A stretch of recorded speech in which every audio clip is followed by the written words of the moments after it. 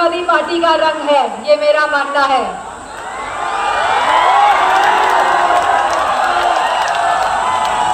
हम सभी जानते हैं यह चुनाव बहुत ही महत्वपूर्ण चुनाव होने जा रहा है, क्योंकि यह चुनाव जहां हमारे युवाओं का भविष्य तय करने का चुनाव है, वहीं यह चुनाव बदलाव और परिवर्तन का भी चुनाव है। जहां 10 साल का कार्यकाल पूरा हो चुका है और इस 10 साल के कार्यकाल में बताइए देश की दुर्दशा हुई कि नहीं हुई? बताओ, देश पटरी से उतर गया कि नहीं उतर गया? आज अर्थव्यवस्था बिगड़ गई कि नहीं बिगड़ गई? आज हमारे युवाओं के पास रोजगार है कि नहीं है? आज महंगाई चरम सीमा पे है कि नहीं है? आज दबाव की राजनीति का प्रयोग हो रहा है कि नहीं हो रहा है? मुझे खुशी इस बात की है कि आजमगढ़ में दबाव नहीं चल पा रहा है और वो इसलिए नहीं चल पा रहा है क्योंकि शासन और प्रशासन ये जानता है कि आजमगढ़ में सपा का रंग चढ़ चुका है। आजमगढ़ में सपा का रंग हमेशा चढ़ा था, चढ़ा है और हमेशा चढ़ा रहेगा। तो जिन परिस्थितियों से चुनाव हो रहे हैं, मैं समझती हूँ क्योंकि छठे फेज में आजमगढ़ का चुनाव है और जिस तरह जैसे जैसे चरण बढ़ रहे हैं वैसे वैसे नई सरकार आने की उम्मीदें बढ़ती जा रही हैं। बढ़ रही है कि नहीं बढ़ रही है? और क्योंकि यहाँ पे कोई दबाव नहीं है तो मुझे पूरा भरोसा है कि मैनपुरी से ज्यादा मतों से जीत के आजमगढ़ देगा कि नहीं देगा?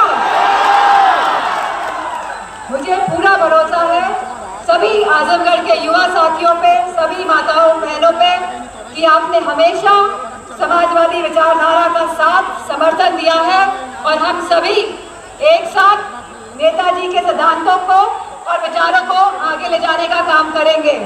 और जिस तरह जब समाजवादी पार्टी की सरकारें आई हैं तब आजमगढ़ क्षेत्र का विकास हमारी प्राथमिकता रहा है, तो इस बार केंद्र की सरकार बनने में भी हमारी प्राथमिकता आजमगढ़ रहने वाला है।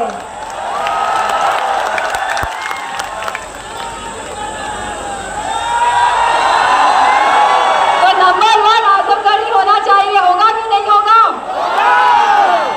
पक्का? डरोगे तो नहीं? तब ये त्रिवाचक हो गया है, 3 बार हाथ उठे हैं, ठीक है? त्रिवाचा मतलब आपने वचन दे दिया है कि आप आजमगढ़ को आगे रखेंगे सबसे ज्यादा मतों से।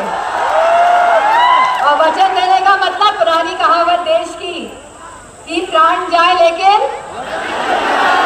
तो वचन को छोड़ तो नहीं दोगे।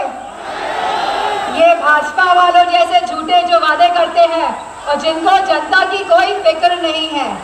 आज जहाँ सभी समाज और सभी वर्ग के लोग महंगाई से जूझ रहे हैं, जहाँ युवा कोई भी समाज का हो या कोई भी वर्ग हो, आज हमारा युवा बेरोजगार है, आज देश की अर्थव्यवस्था चरमराई हुई है, आज हमारा किसान बदहाल है, आज हमारे को महंगाई का सामना करना पड़ रहा है। लेकिन दुख इस बात का होता है कि हम सभी भूल जाते हैं जो झूठे वादे भाजपा की सरकार ने किए थे। कहा था कि डीजल और पेट्रोल के दाम कम हो जाएंगे 10 साल पहले, कि सिलेंडर के दाम कम हो जाएंगे। बताइए क्या हालत है आज? और जो राशन की बात करते हैं, राशन में क्या मिल रहा है यहाँ पे? हमारे मैनपुरी में तो बाजरा मिल रहा है, राशन में आप लोगों को क्या मिल रहा है यहाँ? बाजरा? कुछ भी नहीं मिल रहा है। अगर आप मैनपुरी में बाजरा मिलना था और आजमगढ़ में कुछ भी नहीं दे रहे हैं भाजपा के लोग, तो अगर आप 10 साल पहले का आकलन करेंगे तो आप पाएंगे कि देश के हालात बहुत बेहतर थे। और जो पटरी से निकालने का काम किया है ये भाजपा के लोगों ने, और जो ये उम्मीद कर रहे हैं कि हम तीसरी बार भी सरकार बना लेंगे, बताओ इनको हराओगे कि नहीं हराओगे? जिन्होंने देश की उम्मीदों में पानी फेरने का काम किया है, उनकी उम्मीदों में पानी फेरोगे कि नहीं फेरोगे? आज जो देश का बंटवारा करने की राजनीति करते हैं और बंटवारे के माध्यम से जो वोट हथियाने की राजनीति करते हैं, लेकिन मुझे खुशी इस बात की है कि आज हमारा युवा जागरूक है, हमारी माताएं बहनें जागरूक हैं, हमारा किसान जागरूक है, और वह सब लोग लोकतंत्र और हमारे संविधान को बचाने की लड़ाई में जो समर्थन दे रहे हैं, तो परिवर्तन तो होना ही है। और इस परिवर्तन की लड़ाई में आप सब कहीं ना कहीं सिपाही की भूमिका में रहेंगे, क्योंकि आप सबका एक एक वोट कहीं ना कहीं लोकतंत्र और संविधान को बचाने का काम करेगा। और मुझे पूरा भरोसा है कि आपका सहयोग, मुझे पूरा भरोसा है कि आपका सहयोग, साथ और समर्थन से यह देश इतिहास रचने का काम करेगा। युवा कह रहे हैं कि पेपर लीक के बारे में बताइए, कितनी बार पेपर लीक हुआ उत्तर प्रदेश में? एक बार, दो बार तो गलती मान लेते हैं, लेकिन 9 बार 10 बार पेपर लीक हुआ तो ये गलती नहीं है, ये षड्यंत्र है।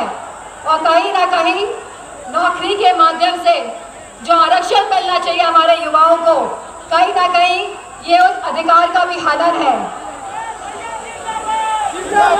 आज जो माहौल चरण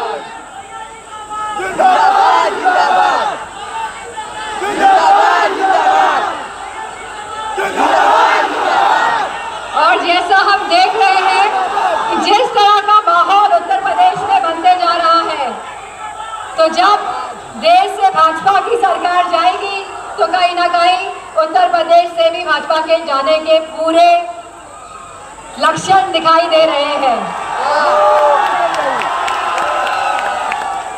और जब देश में गठबंधन की सरकार बनेगी, इंडिया गठबंधन की, तो सबसे पहले तो ये जो अग्निवीर योजना लेकर आए हैं लोग, जिन्होंने हमारे जवानों का सम्मान गिराने का काम किया है, जिन लोगों ने इस देश का सम्मान गिराने का काम किया है, सबसे पहले इस अग्निवीर योजना को निरस्त करने का काम किया जाएगा।